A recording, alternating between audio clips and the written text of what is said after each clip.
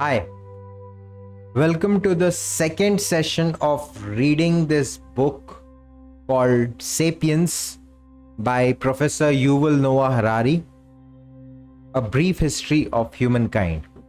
And how do we know about this Big Bang? Big Bang एक scientific hypothesis है. There is no concrete evidence कि हाँ हुआ ही था. Scientists ने एक hypothesis दिया है on the basis of some observations. तो एक ऑब्जर्वेशन होता है, मान लो डॉपलर इफेक्ट कहते हैं. मुझे पता नहीं आपको डॉपलर इफेक्ट याद है कि नहीं. आपने पढ़ा होगा 11th-12th में, अगर साइंस बैकग्राउंड है आपका तो शायद आप पढ़े हो. तो डॉपलर इफेक्ट क्या होता है कि आप मान लो एक रेलवे पटरी के बाजू में खड़े हो एंड ट्रेन आ रहा है हॉर्न बजाता हुआ. तो आपको वो जो साउंड है वो साउंड कांस्टेंट नहीं सुनाई देता है. आपको कुछ ऐसा सा इफेक्ट होता है. ट्रेन जब दूर रहता है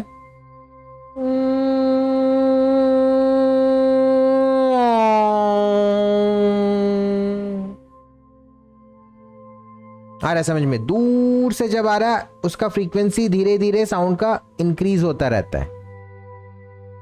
एंड जब आपके सामने से ट्रेन निकल रहा होता है तब सबसे ज्यादा फ्रीक्वेंसी में आप वो साउंड को सुनते हो. एंड जब दूर चला जाता है फिर फ्रीक्वेंसी जो है डिक्रीज कर जाता है. इसे कहते हैं डॉपलर इफेक्ट. जब सोर्स मूव कर रहा है एंड ऑब्जर्वर स्टेशनरी है तो ये चीज होता है.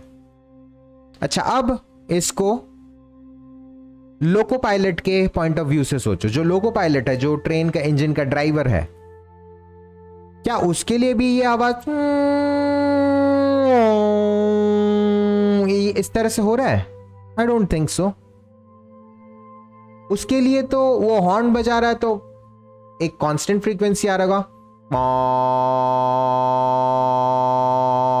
इस तरह से चल रहा होगा उसके लिए कांस्टेंट फ्रीक्वेंसी, क्योंकि वो सोर्स ऑफ साउंड के साथ खुद भी मूव कर रहा है. राइट? तो ये जो डॉपलर इफेक्ट हुआ ये एक तरह का इल्यूशन है. ऑब्वियसली फिजिक्स है इसके पीछे, तो इसको आप स्ट्रेट अवे इल्यूशन बोल के उड़ा नहीं सकते. ये ऑब्जर्वर को लगता है क्योंकि साउंड का सोर्स जब मूव कर रहा है या फिर किसी भी वेव का सोर्स जब मूव करता है तो जो apparent frequency of the wave जो ऑब्जर्वर रिसीव करता है दैट चेंजेस. इसलिए उसको एपरेंट फ्रीक्वेंसी बोलते हैं. मतलब हमें लगता है, ऑब्जर्वर को लगता है कि ये फ्रीक्वेंसी चेंज हो रहा है, बट एक्चुअली वो फ्रीक्वेंसी चेंज नहीं हो रहा है. उसका रियल फ्रीक्वेंसी लोको पायलट को सुनाई दे रहा है. हमें जो सुनाई दे रहा है दैट इज एपरेंट फ्रीक्वेंसी जो अपीयर होता है. तो यही चीज लाइट में भी होता है. Light is also a wave, तो लाइट में भी होता है. तो कोई भी चीज, सोर्स ऑफ लाइट, अब लाइट के बारे में बात कर. सोर्स ऑफ लाइट जब आपसे दूर जा रहा है तो आपको फ्रीक्वेंसी कम होता हुआ लगेगा. जैसे ट्रेन का इंजन जब आपसे दूर जा रहा था तो फ्रीक्वेंसी कम होता हुआ लग रहा था. जब सोर्स ऑफ लाइट आपके तरफ आ रहा है, आपके पास आ रहा है, तो आपको फ्रीक्वेंसी इंक्रीज होता हुआ लगेगा. जैसे जब इंजन आपके पास आ रहा था तब आपको फ्रीक्वेंसी इंक्रीज होता हुआ लग रहा था. अब फ्रीक्वेंसी और वेवलेंथ इनवर्सली प्रोपोर्शनल हुआ, मतलब एक बढ़ता है तो दूसरा कम होता है. तो मैंने अभी क्या बोला? जब एक सोर्स ऑफ लाइट आपसे दूर जा रहा है तो उसका फ्रीक्वेंसी कम होगा. फ्रीक्वेंसी कम होगा मतलब वेवलेंथ बढ़ेगा. अब वेवलेंथ अगर बढ़ रहा है और उस स्टार से जो भी विजिबल लाइट हमारे अर्थ तक आ रहा है, जो जिससे हम उस स्टार को देख पा रहे हैं, तो वो जो लाइट है, विजिबल लाइट, उसका वेवलेंथ बढ़ेगा तो वो रेड के तरफ शिफ्ट करता है. रेड कलर, विबग्योर आपने पढ़ा था, VIBGYOR.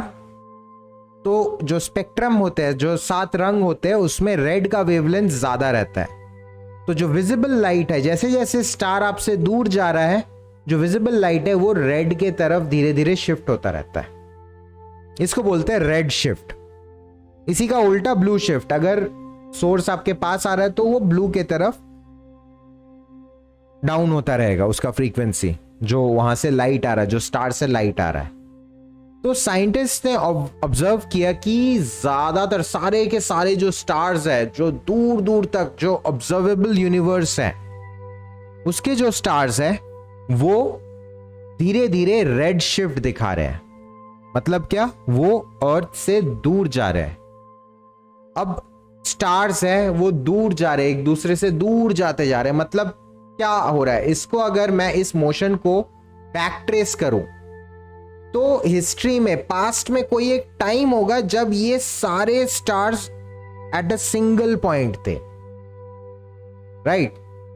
तो साइंटिस्ट ने स्टडी किया कि किस स्पीड से वो स्टार्स एक दूसरे से दूर जा रहे हैं, और अगर उसी स्पीड को हम लोग बैक ट्रेस किए, पीछे की तरफ ले गए, तो कितने टाइम पहले ये सारे स्टार्स एक सिंगल पॉइंट में थे, ये सारे गैलेक्सीज एक सिंगल पॉइंट में थे। जिस सिंगुलैरिटी की मैं बात कर रहा था, जिस बिग बैंग की मैं बात कर रहा था, तो वो टाइम आया 1350 करोड़ साल, 13.5 बिलियन ईयर्स।